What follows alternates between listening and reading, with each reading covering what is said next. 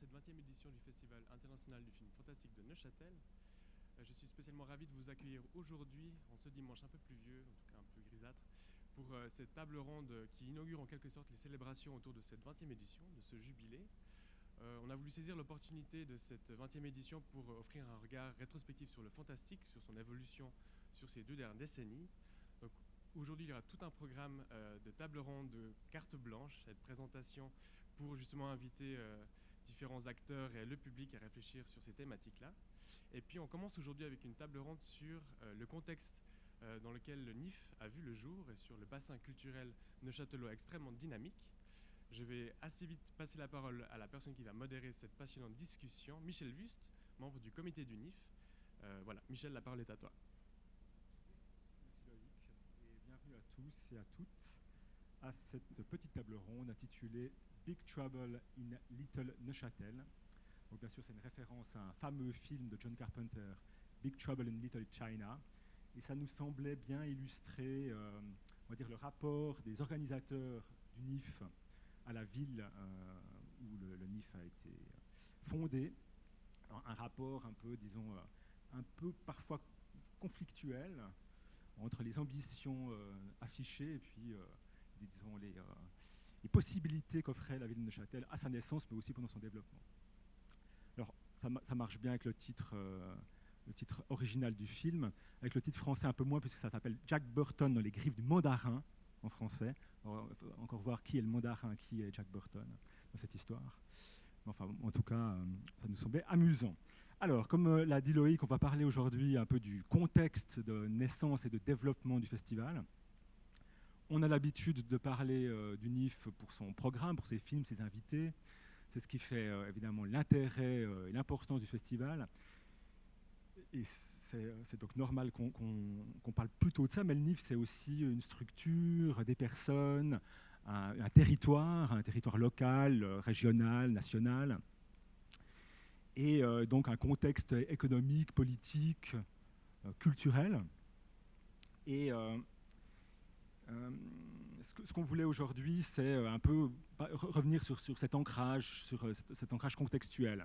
Le NIF est bien sûr enraciné dans une industrie du cinéma qui est en perpétuelle évolution, et ça fait que le NIF doit aussi évoluer considérablement. Pendant ces 20 ans, il a énormément évolué.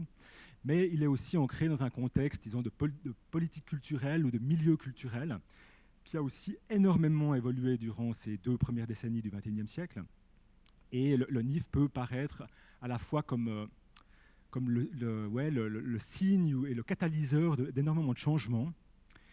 Et donc ça nous semblait intéressant de parler un peu de ces changements à travers l'histoire du NIF, mais aussi selon différentes perspectives d'autres événements, comme Festineuch ou d'autres événements qui ont eu lieu dans la région.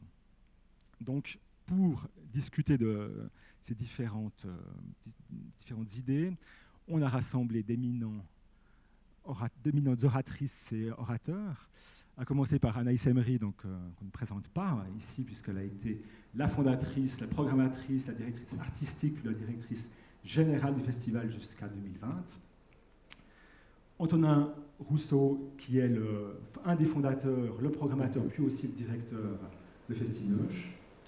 Violaine Dupasquier, qui a été impliquée dans la création du NIF, qui a travaillé aussi en tant que responsable de la promotion pendant quelques années, qui a été aussi impliquée dans la Casa Choc, particulièrement son déménagement dans son lieu actuel, donc les anciennes usines, l'ancienne brasserie Muller, qui a été aussi impliquée dans Expo 02.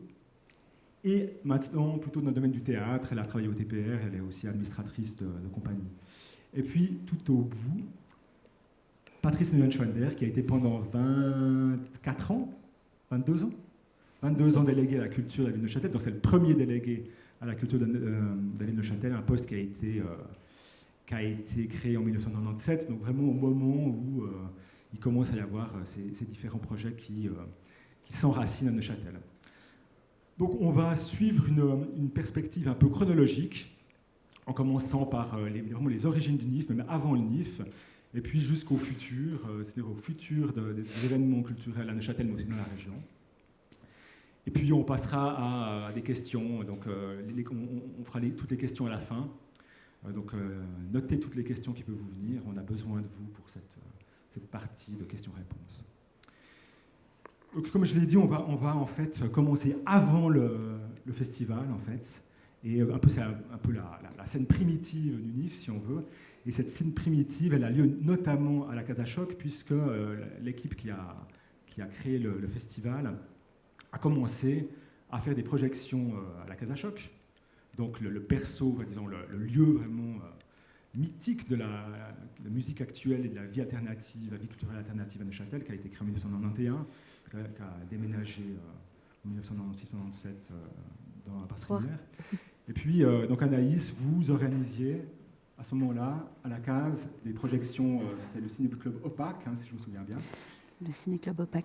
C'était très varié, parce que moi je me souviens d'avoir vu Godzilla, par exemple, à la Casa Choc, mais il y avait aussi des projections de films totalement expérimentaux, à la limite du regardable, notamment des trucs, je me souviens d'avoir vu des reportages chirurgicaux, enfin c'était assez spécial.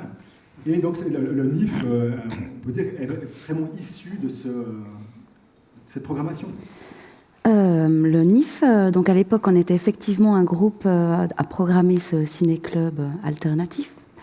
Il y avait le ciné-club Opaque, mais aussi le cinéma Luminium à la Casa Choc. Il existait dans le canton un événement dédié au cinéma fantastique sous son aspect, je dirais, un peu social et puis très, très classique, qui était installé à la Chaux-de-Fonds. Et comme on avait des éléments de programmation un peu connexes, ils se sont approchés de nous, de la Casa Choc, pour organiser conjointement un événement qui se déroule une année à Chaux-de-Fonds, une année à Neuchâtel. Pour des raisons financières, c'est des époques où les clubs de rock, de musique actuelle, comme on dit maintenant, avaient certaines difficultés financières. Et puis, donc, elles avaient de la peine à la Chaux-de-Fonds à financer eux-mêmes cet événement. Donc, nous, donc Olivier Muller, qui est devenu le premier directeur général artistique du NIF, qui était le fondateur, la tête pensante à l'époque, et qui a dirigé le festival jusqu'en 2005. On a co-organisé avec l'équipe de la Chaux-de-Fonds ce festival pendant 2 ans. Et puis, à un certain point, les clubs n'avaient plus d'argent. Et donc, le NIF est né d'un divorce à l'amiable, où en sorte, sur la dernière édition, il y a eu un partage des recettes, et nous avons reçu, pour fonder l'association du NIF, 3 000 francs en héritage du club de la Casa Choc et de Bikini Test. Et c'est de là qu'est partie l'aventure du NIF, qui s'appelait pas encore NIF, et dont l'installation à Neuchâtel n'était pas une certitude absolue à l'époque. L'idée claire était de créer en Suisse un festival de films fantastiques, mais un festival avec une vision artistique déjà assez claire sur l'envie de redéfinir la définition du genre et de s'inscrire dans une vision très contemporaine de ce que c'était. Donc c'est par la suite, plusieurs événements se sont déroulés. On est revenu sur nos terres, vu que la plupart des personnes qui faisaient partie de ce groupe étaient neuchâtelois, mais ça n'a pas été une évidence tout de suite de s'installer ici. Et tu m'as souvent dit que justement, probablement que le NIF n'aurait pas existé sans la Casa Choc. Ça a été aussi une inspiration pour vous, les fondateurs de la Casa Choc, et de vous développer aussi dans ce milieu à l'origine. Oui, en tout cas, moi, en tant que personne, travaillais à l'époque en bénévolat pour la culture alternative. Ça a fondé, je pense, la façon dont je vois encore aujourd'hui mon métier. Et puis, j'ai appris énormément de choses. Les événements, les gens qui ont travaillé, collaboré sur le NIF, on est arrivé à un moment où, en fait, la culture s'est professionnalisée et allait vraiment sur une sorte d'économie, une sorte d'entrepreneuriat. Et la Casa Choc, à l'époque où moi je collais des affiches, où j'étais bénévole, c'était vraiment le contraire. Donc en fait, j'ai appris énormément, et puis après, de cette culture, évoluer vers autre chose.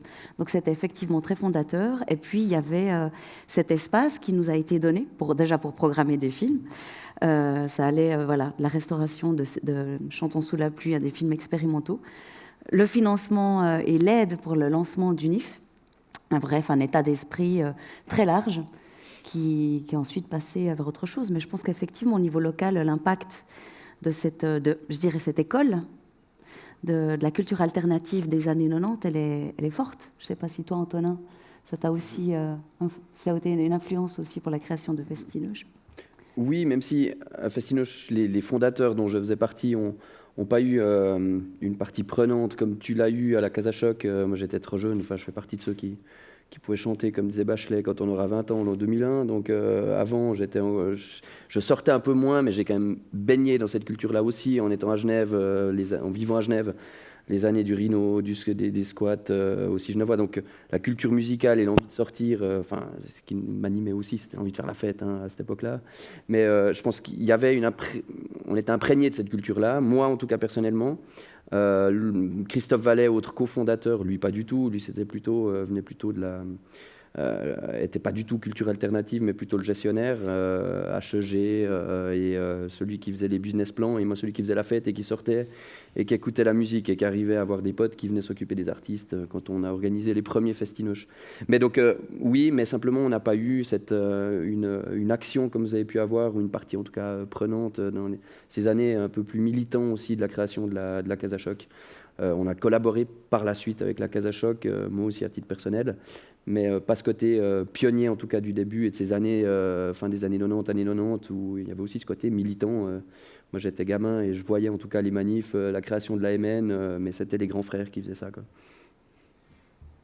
Et puis donc le NIF a cet héritage entre guillemets alternatif, mais il se crée avec une ambition tout de suite très forte, de créer un festival international. Du côté de Festinoche, l'ambition est un peu différente, mais il y a ce côté gestion très fort, hein, l'envie de faire un événement de qualité tout de suite. Patrice, quand vous, à Neuchâtel, vous voyez arriver ces jeunes avec leurs projets, qu'est-ce que vous en pensez? Le NIF a souvent pensé qu'il se faisait à Neuchâtel malgré Neuchâtel. Non, pas du tout. Le NIF, bon, d'abord, il faut rappeler qu'en l'an 2000, puisque de cette année-là qu'on parle, s'ouvre le théâtre du Passage dans lequel on se trouve actuellement, se crée le NIF, se crée Festinoche, on crée aussi au sein de la ville de Neuchâtel un service de médiation culturelle. Donc on est dans une période de grande émulation. Et cette émulation s'explique quelque part par deux facteurs. Tout d'abord, il y a, je crois qu'on peut le dire, il y a Expo 02 qui, à l'époque, devait se dérouler en 2001. Et le Conseil fédéral a décidé en 1995 déjà que la 6e exposition nationale suisse se déroulerait dans la région des Trois-Lacs. Et on savait donc depuis 1995 que Neuchâtel accueillerait un des 5 arts et plages d'Expo 02. La ville de Neuchâtel avait envie de briller, de se mettre en valeur sur le plan national, et ceci dit, ça a créé les conditions cadres favorables à l'apparition de festivals tels que le NIF et Festinoche, parce qu'on trouvait de l'argent assez facilement, et il y avait une espèce de consensus politique pour soutenir des nouvelles manifestations de ce type. Donc, d'une part, l'émulation provoquée par l'Expo 02 à Neuchâtel, et d'autre part, je crois qu'il faut le dire aussi, quand bien même on ne doit pas personnaliser la politique culturelle outre mesure, en 1996, un membre de l'exécutif de la ville de Neuchâtel, qui s'appelle Blaise Duport pour ne pas le nommer, qui a 25 ans de politique derrière lui, qui a siégé pendant 12 ans au législatif communal, entame sa 3e et dernière période quadriennale au sein de l'exécutif de la ville de Neuchâtel. Et Blaise Duport était un politicien qui savait construire des projets, qui savait créer des consensus, et qui décide pour ses 4 dernières années de fonction de prendre la direction de la culture. Et je pense que cet homme, on doit beaucoup à cet homme-là, qui précisément a créé les conditions cadres favorables à l'apparition de ces grandes manifestations. Ouais. Peut-être tu as déjà fait allusion à un événement important du début des années 2000, c'est en effet la tenue d'Expo 02 à Neuchâtel. Toi, Violaine, tu as travaillé, donc tu es passé de la case à Expo 02. On sait que ça a eu un impact assez important sur on va dire, le milieu de la culture dans la région. Comment tu reviendrais là-dessus? Moi, personnellement, j'ai d'abord été impliquée beaucoup dans la Casa Choc, de 89 à 99. Et puis, c'est vrai qu'avant de penser à Expo 02, parce que je suis arrivée très tardivement quand même dans cette exposition, c'est-à-dire j'ai travaillé 2 années de suite, mais c'est vrai que pour moi, à l'issue de la Casa Choc, j'avais fait pas mal d'années dans le comité. Les gens s'épuisaient aussi un peu par rapport au bénévolat de l'époque. Il faut quand même le signaler, on était tous bénévoles. Et donc, ça aussi, à l'issue de ça, j'ai raccroché l'équipe du NIF à ce moment-là, en 2000, puisque j'ai commencé avec eux la première édition. Et puis, à la suite de ça, je me suis impliquée dans l'Expo 02, mais c'était vraiment en parallèle. Donc c'est vrai qu'en 2002, c'est une année dont je me souviens très bien, à différents égards, mais je travaillais au NIF et je travaillais à Expo 02. Et donc c'était très intense, mais voilà, j'ai senti aussi que j'ai rencontré aussi beaucoup de gens à Expo 02 qui m'ont permis aussi effectivement après personnellement d'être plus active dans la culture châteloise, mais le NIF existait déjà, il existait sans Expo 02. Enfin, à mon avis, c'est pas Expo 02 qui a créé le NIF, en tout cas pas. Et puis par contre, ça a effectivement permis de mettre en exergue différentes compétences de personnalités de la région, je dirais de la culture. Et ça, je pense, aussi permis à des gens qui n'imaginaient pas travailler dans ce domaine-là de se profiler aussi là-dedans. Voilà. Si je peux me permettre, moi, par rapport à Festinoche, Festinoche existait aussi déjà avant Expo 02, vu que la première édition a eu lieu en 2001 au Patinoire. On a collaboré avec Expo 02 en 2002, on est retourné au Patinoire en 2003, en 2004. Et 2005, c'était le bras de fer politique pour que le festival revienne sur les Jeunes Rives. Une fois Expo 02 débarrassé, on voulait sortir de ces 4 murs de la Casa Choc, de faire un festival, de la Casa Choc, de la Patinoire. On trouvait que c'était moche de faire un festival en plein été dans une patinoire, évidemment, alors qu'il y avait les Jeunes Rives qui étaient à nouveau disponibles. Et il y a eu un bras de fer politique, en tout cas, pour que Festinoche puisse poser un pied sur les Jeunes Rives en 2005. Mais évidemment, l'expérience Expo 02, alors il y avait le contenu culturel, il y a le Cargo qui a été une scène mythique pendant un été. Pour moi, c'était des souvenirs de concerts incroyables, avec autant des groupes alternatifs, des Sonic Youth, des groupes comme Zebda, des groupes qui étaient les groupes qu'on écoutait vraiment à l'époque. Et je crois aussi que le fait de faire la fête pendant un été au bord du lac, dans une ville qui n'était pas tournée sur le lac à l'époque, la fête se faisait au centre-ville, beaucoup plus, mais on n'a pas l'habitude de ne serait-ce que boire un verre au bord de l'eau. Et je crois que ça a planté la graine, en tout cas, dans la tête de pas mal de gens, et d'envie, en tout cas, de retourner faire la fête sur les Jeunes Rives. Parce que Festinoche, il y a le contenu culturel fort, évidemment, des racines avec des valeurs forcément culturelle, sociale très forte, mais c'est aussi une grosse fête, à l'instar du NIF, qui est aussi une fête, mais on a un côté où on peut aussi, au travers de la musique, faire beaucoup plus de volume, et heureusement ou malheureusement, c'est selon certains, des gens viennent à Festinoche en s'en foutant un peu de la musique, mais en venant surtout profiter d'un site et d'une expérience sociale aussi entière. Donc je pense que Expo 02 a été un accélérateur en tout cas, et je me souviens aussi des études post-Expo 02 du canton de Neuchâtel qui se demandait comment faire pour faire revenir tous ces touristes, tout ce public suisse-alémanique français qui avait découvert Neuchâtel au travers d'Expo 02. Et une des conclusions de ces rapports-là était il faut des manifestations culturelles phares au rayonnement national. Et je pense que ça a aidé aussi à une meilleure considération, en tout cas, du NIF et de Festinoche de la part des politiques, de tous bords et de tous partis politiques confondus, même si, dans le cas de Festinoche, le début, c'était vraiment un collectif plutôt avec des soutiens très à gauche. Mais je pense qu'après Expo 02, beaucoup de gens ont compris l'intérêt aussi pour une ville, au niveau touristique, au niveau de marketing, d'image aussi, d'avoir un événement phare. Bon, pour le NIF, ça a pris quand même un petit peu de temps avant d'être reconnu véritablement par les autorités de la ville et du canton comme événement phare. Ça a quand même pris du temps.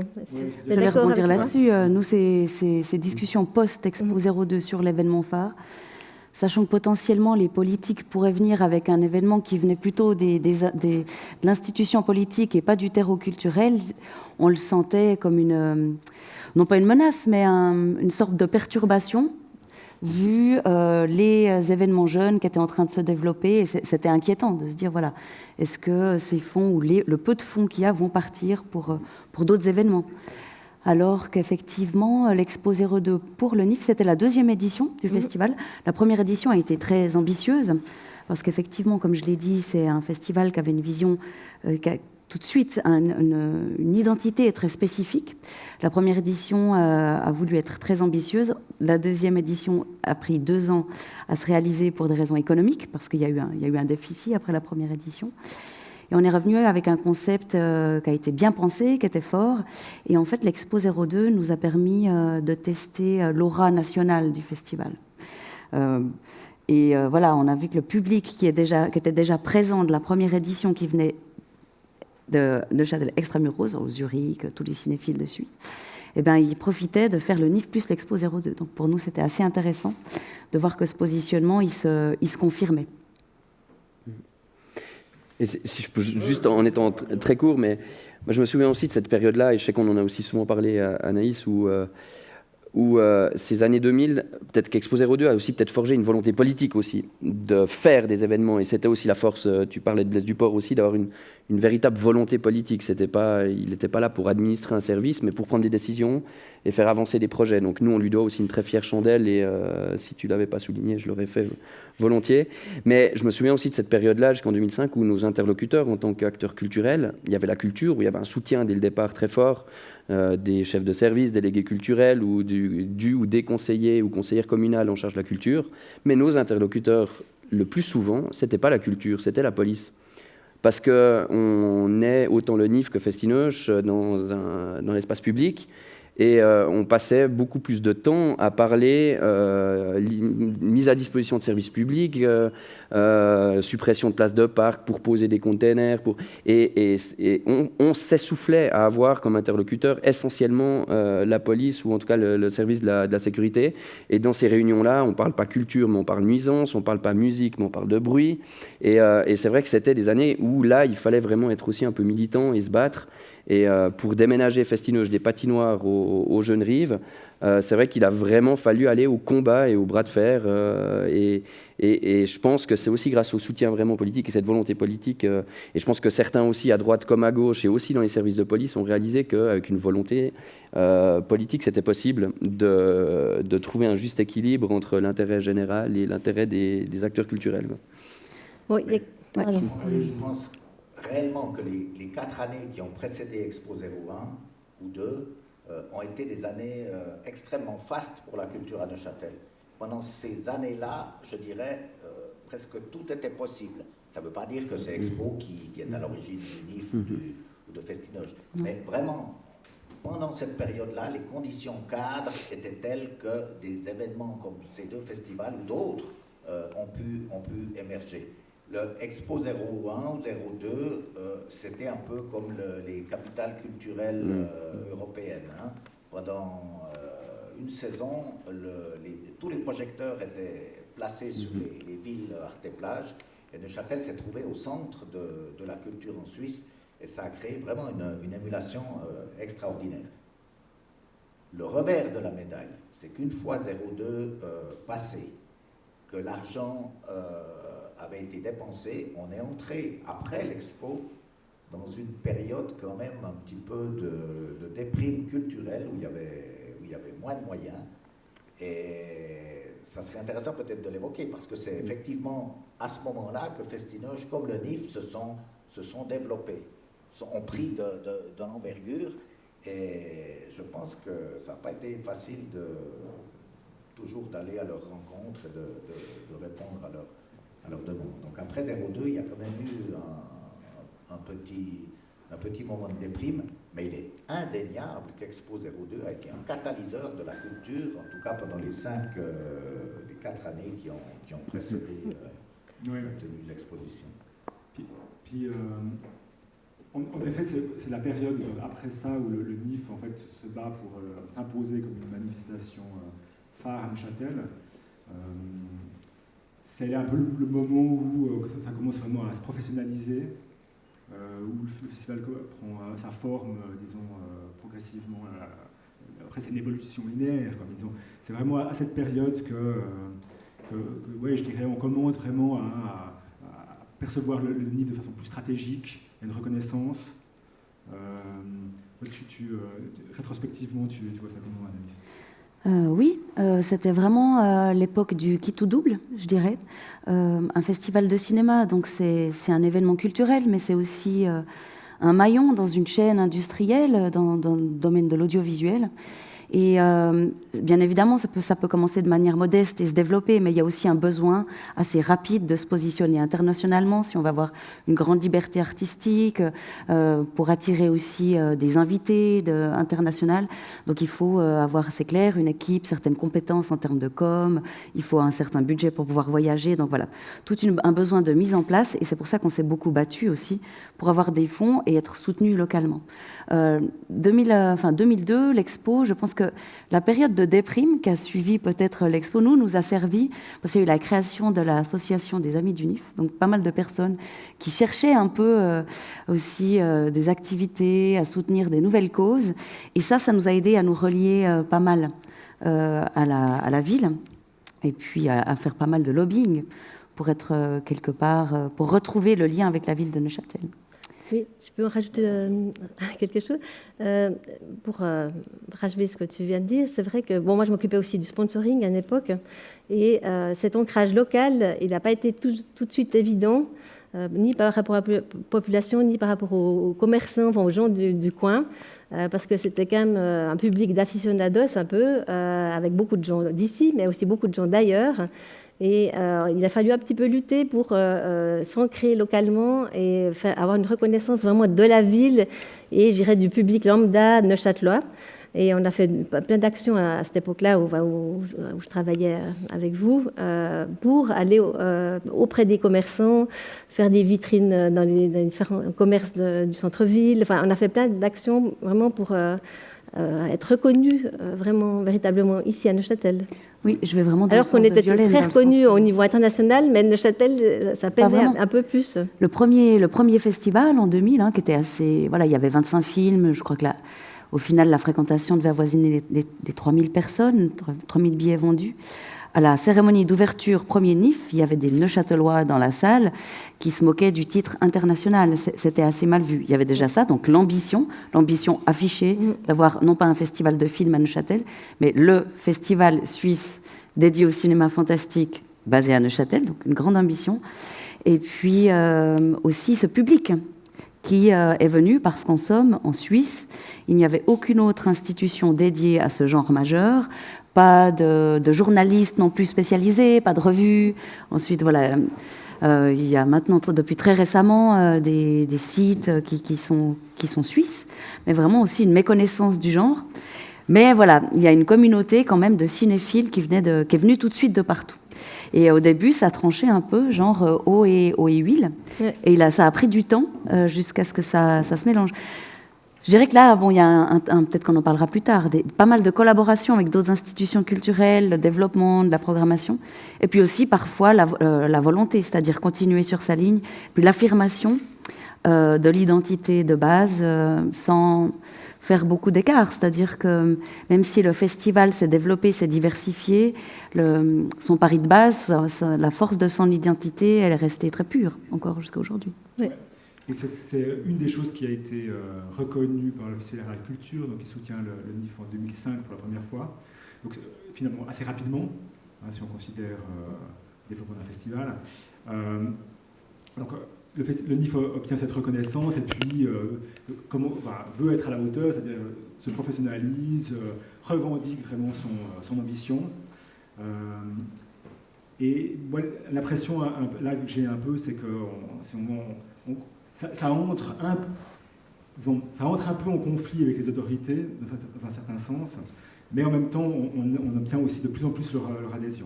C'est-à-dire que, comme on parlait tout à l'heure un peu pour rire, la fondation du NIF est très liée au Parti socialiste, puis après, l'approche, elle devient un peu plus entrepreneuriale, et puis un peu plus PLR, si on veut. Et puis, des fois, ça passe un peu mal. Je me souviens qu'une des conseillères communales nous avait dit ouais, ce que vous faites, c'est pas de la culture, c'est du marketing. Un peu pour le NIF. Donc, on est toujours un peu on navigue un peu entre ces trucs. En même temps, c'est l'excellence culturelle, mais en même temps, on doit avoir une approche vraiment business, au final. Absolument. Et c'est dans ces années-là, genre 2005-2010, que ça se passe. C'est un peu la même chose à Festinoche, parce que vous avez, votre formule, en fait, au jeune rive qui devient, disons, normale, et puis c'est là que vous pouvez vraiment vous développer. Mais je pense que c'est assez universel dans toutes les institutions culturelles d'avoir à un moment donné cette tension entre le côté entrepreneurial, marketing et vraiment les valeurs de base et la volonté de base de défendre une culture alternative. Et je pense que autant UNIF que Festinoche, enfin j'espère modestement qu'on prouve que c'est possible d'acquérir une certaine notoriété au niveau national, voire international, surtout pour le NIF, mais de rester cohérent par rapport à une vision du début, une volonté des débuts et des valeurs du début. Donc c'est vrai qu'il y en a beaucoup qui cherchent vraiment à opposer les deux, mais je pense que autant au travers de nos programmations respectives qu'au travers de l'image qu'on a, on arrive à montrer que c'est possible de trouver le juste équilibre et que l'aspect un peu plus, dans le cadre de Festinoche, commercial ou entrepreneurial, sert aussi la culture alternative, la culture locale et alternative, quoi. C'est vrai que pour nous, ça a été j'imagine encore pour les actuels directeurs du NIF, c'est compliqué de faire l'aller-retour dans les différents niveaux d'exigence dans les partenaires du festival. Il y a vraiment la Confédération et puis tous les partenaires, entre guillemets, de l'industrie audiovisuelle. On a certaines exigences et il faut les maintenir. Donc il y a pas on ne peut pas renégocier vers le bas certaines exigences liées au positionnement, au nombre de films, à la fraîcheur des films, à l'intégration dans une industrie. Donc ça a été la chose peut-être la plus difficile à faire passer. C'est qu'il n'en va pas forcément d'une vision, mais carrément de l'existence de la manifestation, de maintenir un standard de qualité sur le long terme. C'est pas négociable. Patrice ? Bon, mais je crois qu'on doit aussi rendre hommage à des personnes qui sont à l'origine de ces festivals. On a ici Antonin Rousseau qui est depuis le début à la programmation de Festinoche. Et si on pense au NIF, le NIF, il existe et il est ce qu'il est aujourd'hui, c'est-à-dire un des trois plus grands festivals de cinéma de Suisse, grâce à Anaïs Emery, grâce à Olivier Muller, grâce à Michel Wüst un peu plus tard. Mais je peux vous assurer que ces gens sont exceptionnels et ils ont cru à ce qu'ils faisaient. Ils ont apporté des compétences qu'on ne trouvait pas ailleurs, des compétences inégalées. Je vous raconte juste une petite anecdote, on en parlait tout à l'heure à table. Le NIF a occupé ses premiers locaux fixes dans les anciens abattoirs de la ville de Neuchâtel. Je me souviens avoir rencontré Anaïs et Olivier Muller en plein hiver dans ces locaux où il n'y avait plus de chauffage, il y avait à peine de l'électricité, et ils travaillaient dans des conditions épouvantables. Et c'est quand même des gens exceptionnels qui ont cru à ce qu'ils faisaient, ils ont cru à ces festivals, et c'est pour ça qu'on en est arrivé là aujourd'hui. Je crois qu'il faut aussi, sans personnes extraordinaires, il n'y a pas d'événement extraordinaire. Je dirais que c'est le cas de beaucoup d'associations. Oui, c'est vrai. C'est le cas de beaucoup d'associations de la ville de Neuchâtel. Il y a le Cannes aussi qui a été créé dans ces années-là, en 99, je crois, 95. Voilà, il y a les jardins musicaux aussi qui se sont créés à cette époque-là. Il y a la Casa Choc, heureusement, a rené un peu de ses cendres à une époque où c'était un peu difficile pour elle, mais elle s'est aussi professionnalisée. Et c'est vrai que ça, c'est le fait de personnes passionnées qui sont prêtes à aller de l'avant et puis à pas compter leurs heures. Et toute une équipe autour, bien sûr. Même si je trouve, merci beaucoup, mais je pense qu'à une certaine époque, puis principalement maintenant avec la digitalisation et puis l'ambition, le besoin aussi de ces manifestations de revenir après la crise pandémique, le besoin des organisateurs d'avoir des équipes qui se diversifient avec des compétences vraiment dans plein de domaines, notamment celle du marketing dont il ne faut pas avoir peur et qui rend aussi service parfois à la culture, et il doit être entendu dans le sens où c'est vrai que pour une institution culturelle en développement, j'imagine de ton côté, et tu n'es certainement pas le seul dans les délégués culturels, avoir l'impression que les institutions ne veulent pas s'arrêter de grandir, qu'elles demandent toujours plus d'argent. En tout cas, dans le cas du NIF. Je pense que bon, c'était nécessaire pour atteindre un certain palier. Et puis là, avec cette crise qu'il y a actuellement, il y aura aussi, pour les institutions culturelles, certains besoins pour se réadapter, pour voilà, trouver des nouveaux métiers dans le cadre de ces festivals hybrides. Enfin voilà, il y aura des nouveaux besoins qui sont pas liés juste à une croissance inexorable, mais à des besoins de survie. Moi, ce que je trouve assez intéressant, c'est qu'en fait, on a déjà un peu touché ça. Aujourd'hui, le NIF, Festinoche ou le Cannes sont en fait des projets qui sont issus d'associations, de volonté du terrain, avec des budgets ridicules à la base. Mais c'est aujourd'hui, 20 ans plus tard, les grosses institutions culturelles neuchâteloises, à côté des musées et autres projets plus officiels liés à des services administratifs, etc. C'est quand même assez remarquable qu'en fait la croissance était telle que finalement maintenant le NIF est une vraie institution. Bon, mais ça pose, pour la ville de Neuchâtel, ça pose un problème de taille. Jusqu'à quand Neuchâtel pourra conserver sur son territoire des festivals comme le NIF? Est-ce qu'il n'y a pas la tentation pour le NIF d'émigrer dans des villes qui ont plus de moyens à mettre à disposition? Bon, pour Festinoche, qui est très lié à la région et aux rives du lac, je me fais moins de soucis, mais des festivals comme le NIF, j'espère que Neuchâtel pourra les conserver à l'avenir, trouvera les moyens de répondre aux ambitions du NIF, et puis de conserver aussi les compétences, de telle façon que les responsables du NIF n'émigrent pas dans des villes au bout du lac, par exemple. Sur nos désirs de... Oui, c'est sûr qu'à un moment donné, on a essayé de partir de Neuchâtel. Oui, il avait été question de ça. Oui, on est allé voir la ville, enfin avec Olivier, voir la ville de Lucerne. D'ailleurs, les négociations étaient assez avancées. Mais moi, je ne travaille plus pour le NIF, mais j'ai l'impression que quand même l'événement est très lié à sa ville maintenant. En fait, si je voulais répondre un sourire aux lèvres, maintenant la ville doit se débrouiller pour maintenir le NIF. Il est là, il faut le faire, quoi. Il fallait partir avant. Comme je le disais, trop tard. C'est une des grosses institutions culturelles neuchâteloises. Alors on peut en effet se demander si jusqu'où ça ira, etc. Mais le fait est que des abattoirs à aujourd'hui, maintenant c'est devenu une grosse institution. Et une question qu'on peut se poser, c'est maintenant, bon, est-ce que ce serait possible aujourd'hui de faire ça? Est-ce qu'il y a de la place pour d'autres projets culturels à Neuchâtel maintenant qu'il y a ces petites institutions qui sont devenues des monstres? C'est difficile de se... le NIF occupe quand même à la base quand même un secteur un peu de niche avec le cinéma fantastique. Festinoche un peu moins que la musique, autant des musiques très populaires. Donc c'est vrai qu'on est tous deux devenus des institutions. Je pense qu'il y a aussi la question des moyens aussi financiers des collectivités publiques à soutenir de tels événements. Nous, on a la chance, Festinoche, d'être très peu dépendant des subventions publiques. C'est moins de 4% de notre budget. Donc on est peu dépendant de ces soutiens publics. C'est pour ça aussi qu'on s'est battu auprès des autorités pour avoir des conditions cadres qui nous permettent d'avoir des horaires élargis, de faire un vrai festival avec vraiment des décibels, des horaires de festival comme on trouve à Paléo ou à Montreux, et pas des horaires d'une fête de village qui doit arrêter la musique à minuit. Donc on se battait surtout pour des conditions cadres plus que pour obtenir plus d'argent. Mais je pense qu'il y a toujours ce niveau de balance et contrebalancier. Enfin, je pense que dans le cas des musiques actuelles, je l'entends complètement. Il y a des gens qui viennent plus à Festinoche, qui trouvent que c'est trop grand, c'est devenu une grosse machine. On entend souvent ça. Et ça laisse aussi des ouvertures à d'autres initiatives pour vraiment des événements beaucoup plus alternatifs. Et je pense qu'il y a toujours de la place. Mais c'est vrai qu'en termes de musique actuelle, je ne vois pas un deuxième gros festival à Neuchâtel. Je vois difficilement la place ou dans le canton.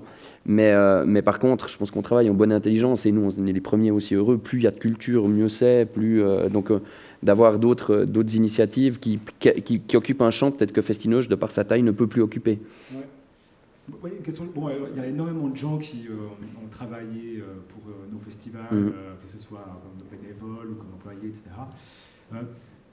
je me pose la question en fait, du rôle de ces structures après le développement du reste de l'offre culturelle, des acteurs culturels, notamment Neuchâtel, pas seulement. Est-ce que c'est plutôt un rôle, disons, inspirateur, formateur, ou dans un certain sens un peu aussi inhibiteur, parce qu'on se dit, bon, il y a ces gros trucs qui existent. Moi, je suis convaincu qu'il y a un rôle aussi psychologique d'accélérateur. Dans la musique, je ne sais pas dans le cinéma, mais un musicien qui joue seul dans son garage avec son groupe ou comme ça, il sait qu'il y a la Casa Choc comme première marche pour faire ses premières scènes. Enfin, il y a d'autres clubs à Neuchâtel aussi avant, peut-être la Casa Choc. Il sait que si ça marche bien, il y a Festinoche pour offrir la marche d'après, pour avoir un rayonnement et un public plus large et des journalistes qui viennent de tout le pays.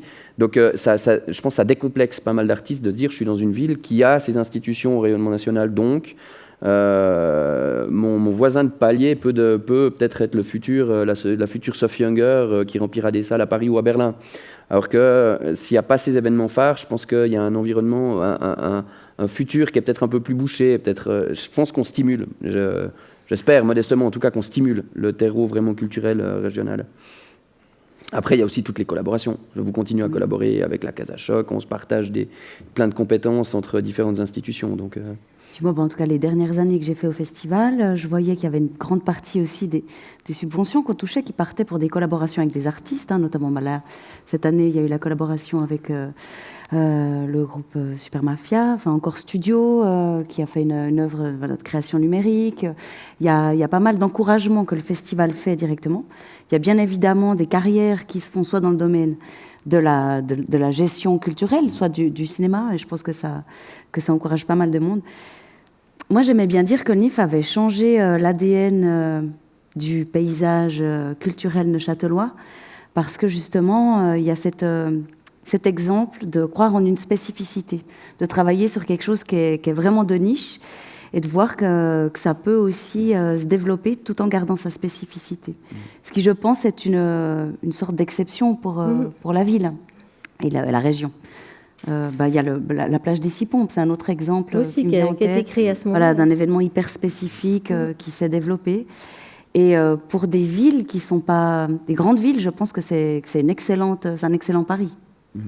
Mais surtout que le genre fantastique, au début du festival, c'était pas si évident que ça pour tout le monde. Ici, j'ai l'impression que tout le monde pensait qu'un festival de films fantastiques, c'était des films d'horreur, et puis en gros, c'est tout. Et donc ça a permis vraiment Non, mais c'est vrai. Non, mais ça a permis d'ouvrir énormément les gens à cet art et puis à cette discipline-là. Et puis c'est vrai que je pense que ça a ouvert beaucoup les yeux à beaucoup de gens de Neuchâtel à ça. Et je pense qu'il y a aussi le côté formateur de nos institutions, enfin pas que le NIF et Festinoche évidemment, mais on est des institutions qui occupent beaucoup de bénévoles, mais aussi des stagiaires, aussi dans des domaines où il n'y a pas forcément de filière très claire, en tout cas dans le monde des musiques actuelles. Ça commence à se professionnaliser, à s'organiser maintenant. Mais il y a 10-15 ans, il n'y avait pas vraiment c'était difficile d'obtenir une reconnaissance, je dirais, au travers de titres ou de formations dans le domaine de l'organisation d'événements ou de festivals.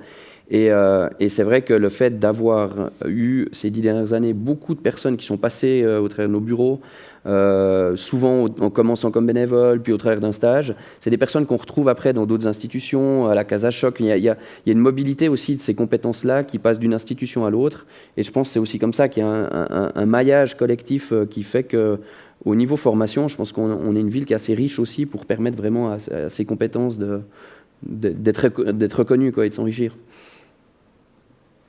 Bon, après, le NIF pèse pas si lourdement que ça sur le budget de la culture de la région. C'est de ça qu'on parle. Il y a des institutions, on pourrait mieux faire. Celle dans laquelle on se trouve, qui coûte bien plus cher à la ville de Neuchâtel que le NIF.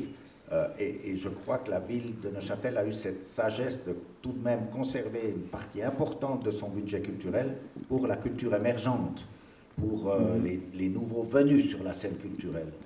Et ça me paraît très important parce que si une ville adopte ce qu'on appelle une politique de prestige et concentre l'essentiel de son budget culturel sur une ou deux institutions qui la font certes rayonner dans le monde entier, mais qui étouffe toute la culture émergente et tout ce qui se passe à côté. C'est une véritable catastrophe. Mais donc, le NIF, je vous rassure, ne pèse pas si lourd que ça sur le budget culturel de la ville.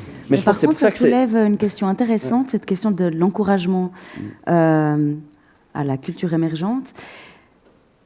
Question ouverte, est-ce que les collectivités sont plus à même de savoir quels sont les artistes qui ont le plus de potentiel, ou est-ce que c'est des programmateurs, des gens spécialisés, comme le NIF ou Festineuge, qui pourraient reconnaître au travers du bassin auquel ils sont en contact 365 jours sur 365, où sont les endroits où il faut donner de l'impulse.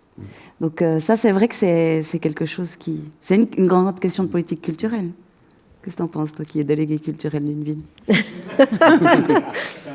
pense qu'en effet, il y a plusieurs niveaux. C'est-à-dire, mais c'est clair que les institutions sont indispensables pour la production, la diffusion simplement de la création artistique. Après, ça ne peut pas être laissé uniquement aux institutions, parce que c'est quand même trop, si tu veux, ça réduit quand même trop. Une municipalité doit être plus ouverte. Mais par contre, les institutions sont des relais indispensables et doivent avoir les moyens de le faire. Ça c'est clair. Mais je pense que c'est là aussi tout l'intérêt d'avoir des institutions qui ont un ancrage régional avec des gens qui les portent, qui viennent aussi de la région. Et je dirais, il y a peu de risques avec le NIF ou avec Festineuge. Je pense qu'on se souvient tous d'où on vient, et des années de bénévolat, des années d'associatifs. Et à l'heure où, en tout cas dans la musique, on parle beaucoup de l'industrialisation des festivals, où il y a des modèles qui fonctionnent, Lollapalooza, et du coup le modèle fonctionne, donc il est dupliqué dans plein de villes, dans différents continents, piloté par des multinationales cotées en bourse, financé par des fonds saoudiens comme Live Nation. C'est un modèle qui est en pleine expansion. Et ces modèles-là, si un festival venait être dupliqué en Suisse romande, piloté depuis l'étranger, je pense qu'il y a le risque, effectivement, de faire de l'ombre à une culture régionale, locale, alternative. Mais je veux dire, on a toujours, je pense, autant le NIF que Festineuge, les pieds vraiment bien ancrés dans un terroir. On sait d'où on vient, et je crois qu'il y a vraiment ces valeurs et cette conviction que notre mission est aussi de soutenir et d'accompagner aussi les artistes régionaux. Donc je pense que c'est aussi une chance d'avoir un festival, d'avoir laissé ces festivals les avoir laissés grandir dans leur terreau, je dirais, quoi. Mais on parle du NIF, de l'éclosion du NIF, de Festineuge dans les années 2000. Moi, la question qui m'interpelle, que je me pose et que je vous pose aussi, mais que je me pose comme ancien délégué culturel, c'est est-ce que de tels festivals pourraient émerger en 2020 ou en 2021?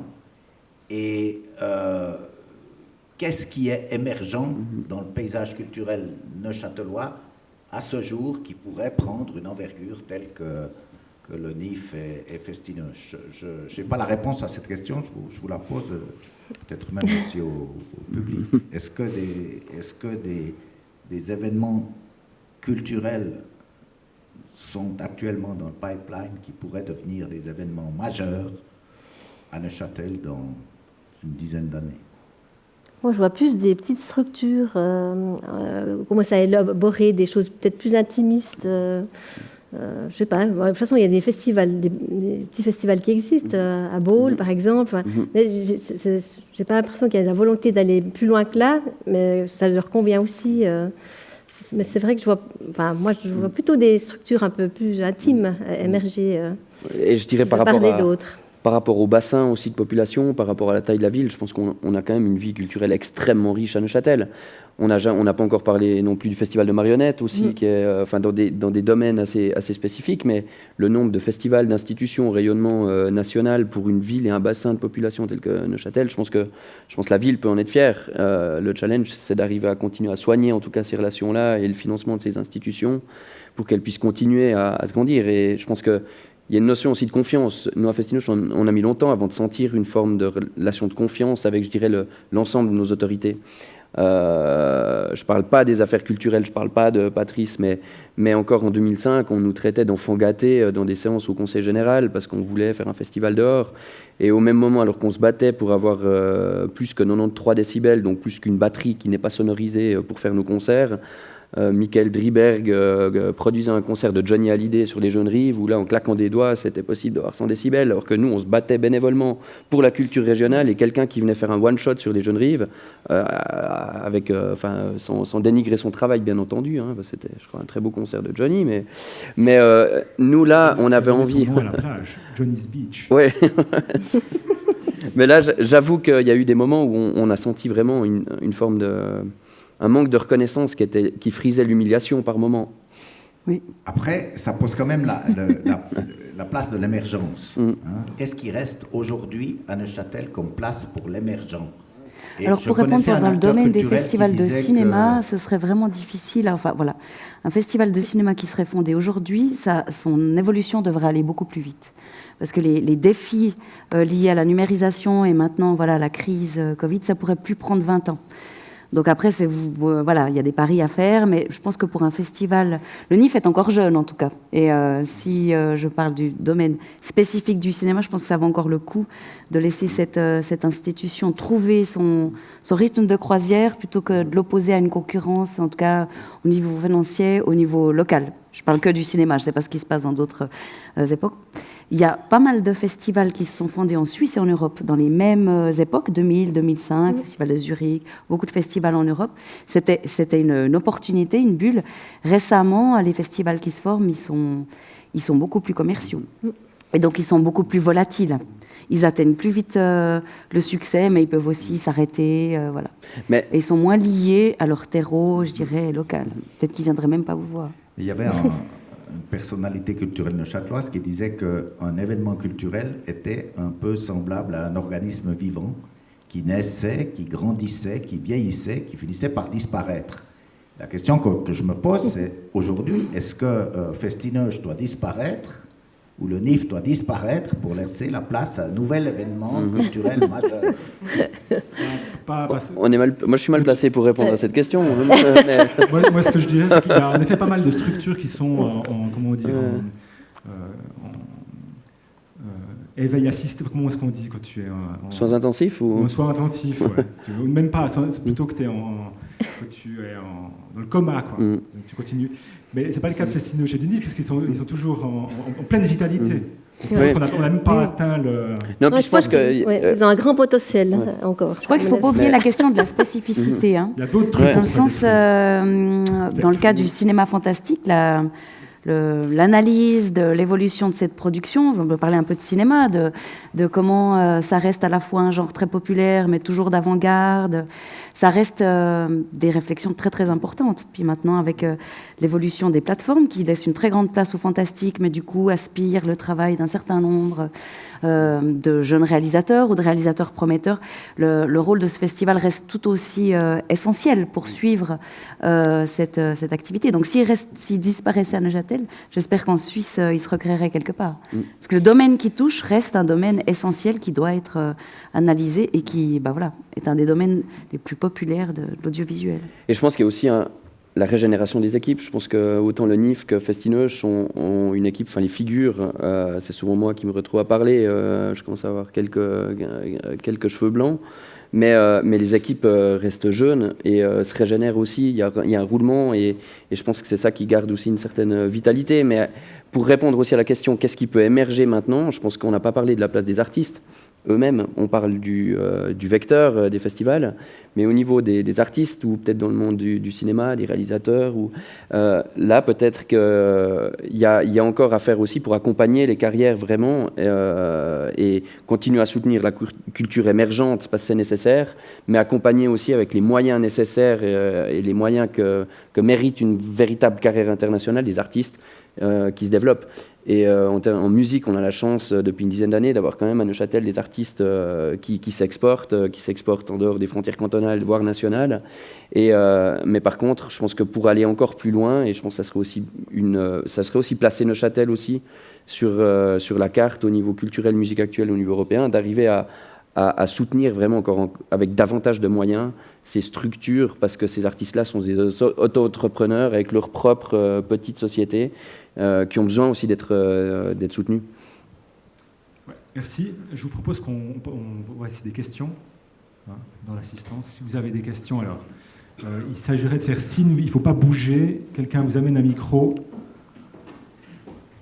désinfecté. Voilà. Est-ce qu'il y a des questions?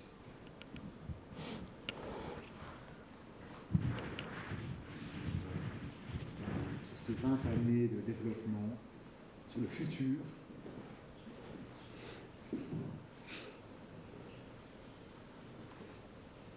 Pas de questions? Pour nous faire plaisir. Merci. D'accord. Bon, je me lance. Alors, Nicolas Dufour, le temps. Peut-être justement sur notamment ce qu'évoquait M. Neuenschwander, parce qu'on peut très bien imaginer, le NIF, c'est pas Locarno, hein, en échelle, en soutien fédéraux aussi d'ailleurs, et en fréquentation, mais on peut comprendre qu'à un moment donné, effectivement, les responsables de la ville se disent, ils ne cessent quand même de croître, hein. La pandémie un jour sera normalement finie. Et du coup, voilà, on peut se poser la question, et Anaïs, comme tu l'as souvent évoqué, cette question de la numérisation, est-ce que c'est justement un moyen, les limites physiques de Neuchâtel étant ce qu'elles sont, déjà simplement les limites des salles, tout bêtement, quoi, hein. Les premières éditions du NIF étaient dans ces petites salles des Apollo qui probablement, enfin moi j'ai pas tous les chiffres en tête, mais seraient probablement largement insuffisantes maintenant. Donc, est-ce que c'est un moyen finalement de rester sur place en utilisant davantage le vecteur en ligne? Ou est-ce qu'il y aura quand même, à un moment donné, une sorte de limite physique à Neuchâtel? Je ne peux pas parler tellement du futur du NIF, hein. Non. Moi, je trouverais extrêmement triste que le NIF se résume... Je trouverais extrêmement triste que le NIF se résume à un festival virtuel. Il y a une ambiance en ville de Neuchâtel qui est spécifique au NIF, avec des gens qui viennent de différents horizons. Et si on devait en arriver là, je trouverais ça plutôt triste. Maintenant, je ne sais pas si c'est l'évolution future des festivals du film. Non, mais disons que ça prendra sans doute plus d'importance, ce qui ne signifie pas que l'ancrage géographique disparaisse. Peut-être que ça se développe sur ces deux créneaux, sur ces deux axes, de façon complémentaire. L'année passée, on a en effet fait de bonnes expériences en termes d'offres numériques. On continue cette année. Et je pense que c'est quelque chose qu'on va essayer de faire plus, même si c'est assez... ça pose pas mal de problèmes. Mais on va régler, je pense, au fur et à mesure. Mais c'est sans doute une des pistes quand même de développement du festival. Parce que si on sature, même géographiquement, on n'a pas encore saturé. On s'est toujours dit, est-ce qu'on va arriver à un plafond? Bon, cette année, ce serait un peu particulier, parce que le festival ne peut pas être, disons, dans la directe ligne de 2019. Mais on s'est toujours dit, est-ce qu'on va saturer en termes de spectateurs, en termes de recettes, etc. Puis ça a toujours augmenté. Il y a probablement à un moment donné, on développera en effet ces deux offres, ouais, je pense. Moi, j'ai l'impression que le futur de l'événementiel, mais pas du NIF particulièrement, n'est pas forcément lié aux chiffres de fréquentation. On passe à un autre paradigme.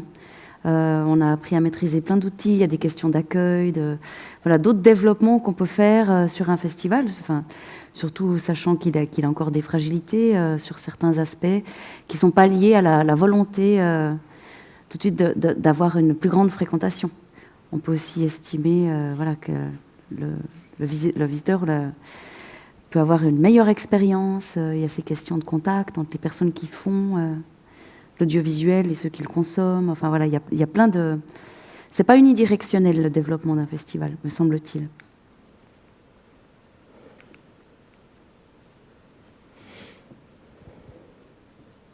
Merci pour la question. Est-ce qu'il y en aurait une autre, éventuellement? Des questions Vous, est-ce que vous aimeriez ajouter? Vous posez des questions mutuellement? Je crois qu'il y a encore une question. Je vois pas très bien. Ouais. Ouais. Bon, si jamais, juste deux questions. Voilà. Alors, juste par rapport à ce que tu viens de dire, Anaïs, on comprend bien qu'on reste peut-être on est un peu bloqué dans le logiciel des chiffres de fréquentation. Est-ce que ça n'est pas quand même toujours un peu la manière dont vous êtes analysé par la ville, la BCN, l'OFC? Enfin, est-ce qu'il n'y a quand même pas une sorte de pression constante à quand même devoir présenter des chiffres en augmentation, pandémie mise à part, quoi? Et ce sera la même chose sans doute pour toi à Genève, quoi. Absolument. D'ailleurs, je pense que faut espérer que ça puisse changer, dans le sens où que ce soit pas l'unique critère, ou peut-être pas le critère principal, ou qu'il soit modéré avec d'autres. Ça me semble important par rapport à la réalité du terrain. Et puis on a vu parfois entre événements, il y a cette course aux annonces de fréquentation qui peut avoir certains aspects un peu absurdes. Bien évidemment, c'est un indicateur de succès, mais ce n'est pas le seul à mon sens. Oui, surtout à un certain niveau, c'est-à-dire que je pense qu'il y a clairement des manifestations ou des institutions qui sont en sous-fréquentation, disons, et qui continuent à être largement financées. Mais à un moment donné, on doit trouver un certain confort, c'est-à-dire que tu as un certain nombre de spectateurs, ça correspond avec ce que tu fais, et puis tu dois en effet pouvoir travailler sur d'autres choses, d'autres éléments de l'accueil, de l'expérience, de la programmation simplement. Ça doit pas être en effet le critère déterminant pour l'évolution d'un événement. Et on a en effet tendance à être un peu coincé par ça, mais ça changera peut-être. Ouais. Ça me semble un plus gros défi, par exemple, de mélanger les publics et de casser l'entre-soi. Comment faire avoir une vraie mixité sociale dans les équipes qui organisent, dans le public. Voilà, la qualité. Excuse-moi, Violette. Non, je t'en prie. Il y a tous les éléments de médiation culturelle aussi. Bon, ça fait partie du message culture de l'OFC, la participation culturelle. Puis ça, vous avez déjà tout à fait commencé dans ce domaine-là, mais il y a encore des choses à développer à ce niveau-là. Et aussi dans la formation. Voilà, ça peut aussi être un vecteur de formation supplémentaire. C'est des axes qui sont encore à développer, je pense. Et qui ne font pas partie, effectivement, de la jauge ou de la capacité du festival, quoi.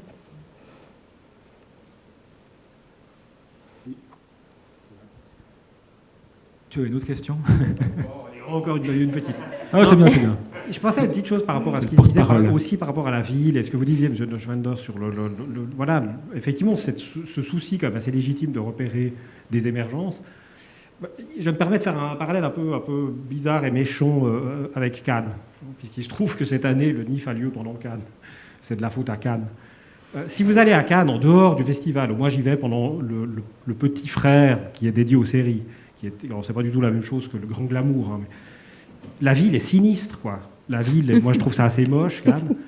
C'est sinistre, c'est vieillissant à tout point de vue, même les bâtiments. Et c'est nul en matière de cinéma, quoi. C'est la ville la plus hypocrite du monde en termes culturels, puisque c'est la capitale mondiale du cinéma, et quand vous discutez avec les vrais gens en dehors du festival, et même pendant sans doute, ils vous disent que quand ils veulent aller au cinéma, ils vont à Sophia Antipolis ou ils vont dans les grands complexes de Nice, puisqu'il n'y a rien dans la ville, quoi. Et voilà, c'est une réflexion à l'extrême, mais on pourrait se demander si à Neuchâtel, il n'y aurait peut-être pas quelque chose à penser. Puis là, c'est une question pour les deux, du coup, parce que musique aussi, en dehors des semaines, des événements eux-mêmes, s'il n'y aurait pas forcément un nouveau festival de cinéma ou de musique, mais des sortes de petits événements qui feraient que le festival serait vraiment le navire amiral et que pendant l'année, il y aurait, que sais-je, ateliers, projections, rencontres autour, respectivement, du fantastique, de la musique ou des musiques de Festinoche, quoi. Bon, ce qu'on peut dire tout d'abord, c'est que le NIF, ces 10 dernières années, je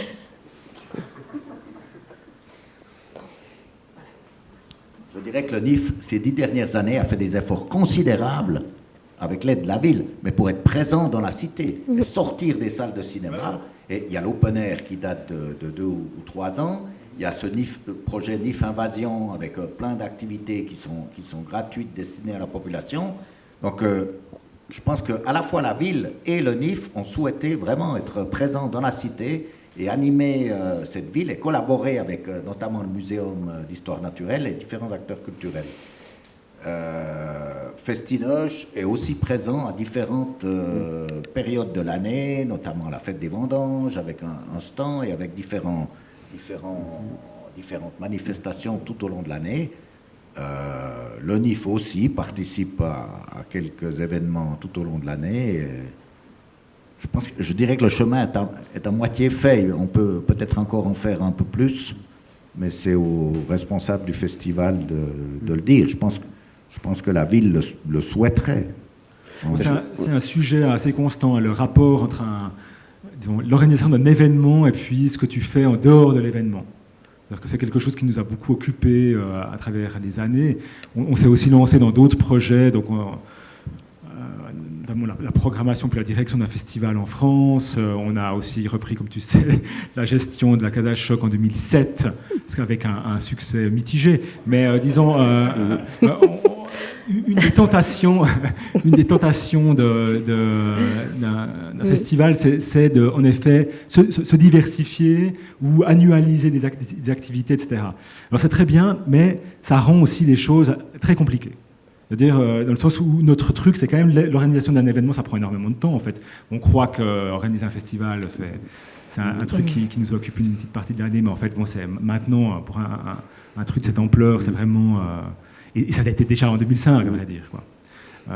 Donc ça, c'est un peu un casse-tête. C'est comment est-ce qu'on combine un événement avec d'autres activités, avec d'autres présences. Et puis on le fait, on fait des projections de temps en temps, on fait circuler des films, ce genre de choses. Anaïs l'a beaucoup fait dans le cadre de sa direction. Mais ça reste un sujet, quoi. Comment on combine ça? Si je peux dire, on a la chance d'être à Neuchâtel et pas à Cannes. Et l'omniprésence, en tout cas, est aussi un risque, je pense. Et moi, je préfère la notion de travailler en complémentarité, en tout cas dans le monde des musiques actuelles, autant la formation que les clubs, que les structures professionnelles qui encadrent les artistes, les labels ou les structures d'agence et les festivals sont complémentaires. Et après, il y a plein de ponts qui se font, mais qui sont invisibles du grand public. Et autant Festino, je collabore dans l'ombre tous les jours quasiment avec la Casa Choc, avec des structures de formation. Et je pense que c'est vraiment cette complémentarité-là qui est assez saine aussi pour continuer à offrir une certaine diversité de points de vue, de goût, de style, de choix. Et en tout cas, dans le cadre des musiques actuelles, je verrais plus de risques à avoir trop de concentration, en tout cas, au sein d'une institution. On a une question ici. Oui, j'avais une question au niveau de la promotion culturelle. Quand je vois les autres cantons, par exemple le Valais, Vaud, Genève, le Jura, donc tous ces cantons en fait ont créé la commission du film. Valais Film, Riviera Film, à Genève aussi, le Jura, ils sont en train de créer une commission. Et est-ce qu'à Neuchâtel, est-ce que vous avez déjà justement réfléchi à cette commission du film, donc accueil de tournage, la production exécutive? Donc voilà, c'est une petite question comme ça. Merci. Bon, il n'y a pas de représentant du canton de Neuchâtel ici. Vous parlez d'un film location, c'est-à-dire pour attirer des tournages. Hein. Oui. Alors, il y a des projets qui sont des collaborations entre Genève, Jura et Berne, sauf erreur. Mais il n'y a rien abouti que je sache. Je travaille plus sur le canton de Neuchâtel, mais j'avais entendu parler de tel projet, justement, Lac et Montagne, pour l'accueil de tournage. C'est un projet assez intéressant, et c'est vrai que ça a des répercussions sociales et économiques, les tournages sur une région qui est très intéressante. Somme toute, la Suisse reste assez difficile d'accès pour les équipes internationales en raison de la cherté du coût de la vie, par des grandes productions indiennes ou hollywoodiennes. Donc voilà, il faut encore trouver des moyens de taxes, des retours financiers, des systèmes financiers pour que ce soit possible. En tout cas, moi, je connais pas de projet sérieux sur Berne non plus. Bon, à une certaine époque, un producteur neuchâtelois s'était approché de la ville et du canton pour effectivement essayer de développer une telle structure pour attirer des tournages dans le canton. Ça en est resté là. Je dirais que la ville de Neuchâtel, comme beaucoup d'autres villes et cantons, avait une commission cantonale du cinéma qui a été dissoute au moment de la création de Cinéforum, puisque tous les cantons et les grandes villes de Suisse romande ont décidé de mutualiser leurs moyens à travers cette fondation et de recourir de cette façon à vraiment des professionnels du cinéma, hein, que nous n'étions pas, nous, dans les villes et dans les cantons. Il me semble, mais je ne peux pas l'affirmer, que Cinéforum réfléchit, ou en tout cas travaille sur de tels types d'aide à la localisation de tournage de films. Mais... Au niveau supra-régional. Oui, ouais. Oui. Est-ce qu'il y aurait une dernière question avant qu'on remballe?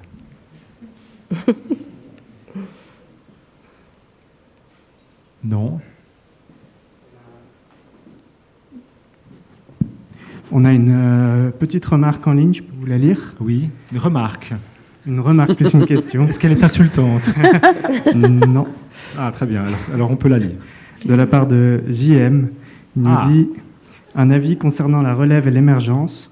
On a beaucoup parlé, écouté l'explication de la professionnalisation nécessaire des institutions avec le temps, mais il ne faut pas oublier surtout la matière première, les artistes. Et actuellement, surtout après le Covid, on peut se rendre compte que l'accessibilité du statut est très difficile. Soit on est un amateur, soit on est un pro, mais le passage de l'un à l'autre devient très difficile. Très bien. Donc c'est une question de JM. Bonjour JM. JM est tombé d'une échelle, je crois.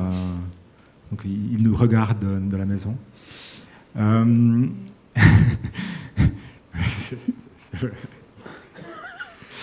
Bah, c'est vrai, oui. Je crois que mais je pense que justement, nos institutions travaillent là-dessus. C'est-à-dire que je pense que, comme l'a dit Antonin, le rôle de tremplin, le rôle de visibilisation, de soutien aux artistes est en effet un des trucs déterminants qu'on ne peut pas toujours faire, parce que pour le faire bien, il faudrait des moyens, d'où la question d'Anaïs tout à l'heure sur entre guillemets, la délégation d'un certain nombre de responsabilités aux institutions. Ça se fait beaucoup dans le domaine des arts de la scène, où c'est vraiment les institutions qui ont responsabilité d'une partie de la production. C'est moins le cas dans le cas de musique actuelle et du cinéma, mais c'est clair que c'est un développement possible pour nos activités, ouais. Ça c'est clair. Et c'est hyper important. Ouais, et c'est vrai que c'est toute la face cachée du métier, en tout cas dans le monde des musiques actuelles. Et c'est peut-être aussi... la crise Covid a peut-être permis aux artistes, aux structures, d'expliquer aux politiques quelles étaient leurs réalités, quelles étaient leurs charges fixes, tout ce travail qu'on ne voit pas. Parce que c'est vrai que souvent, un concert ou un festival, on voit le show et on n'imagine pas tout ce qu'il y a derrière. Et c'est la même chose pour une carrière d'artiste. On pense que ce qui coûte cher, c'est juste les tournées et puis d'être sur scène. Mais je pense que d'accompagner, il faut de faire comprendre aux politiques qu'un artiste passé à un nouveau stade fonctionne comme une petite entreprise, a besoin d'engager, a besoin de ressources, a besoin de personnes pour faire la com, et c'est de l'argent à investir, c'est des subventions qui partent dans quelque chose qui ne se voit pas tout de suite, parce qu'il n'y a pas directement le concert qui va derrière, ou un album, comme il y a 10 ans, à envoyer en disant merci pour votre subvention, voilà l'album. Et je pense qu'il y a vraiment une logique, il y a un travail en tout cas de vulgarisation, en tout cas auprès des politiques, de comment fonctionne une structure d'un artiste et de quoi il a besoin pour vraiment... devenir le futur ou la future Sophie Younger ou au niveau international, par exemple, quoi. Absolument. Absolument. Je te remercie. Et sur ce message. Et donc, le temps imparti étant écoulé, comme on dit, je vous remercie beaucoup pour votre participation, pour vos commentaires sur cette histoire riche des 20 années du NIF et d'autres projets culturels. On se retrouve dans 5 ans pour faire le point sur... parce qu'actuellement, on est vraiment dans une phase de transition, donc on verra comment on négocie cette affaire. Peut-être que le NIF n'existera plus. Puis, comme Patrice l'appelle de ses voeux, presque. Ouais, c'est vrai, ça, Patrice, c'était pas... pas très sympa, on le réinvitera pas, hein, Patrice. Donc, en tout cas, je vous remercie beaucoup.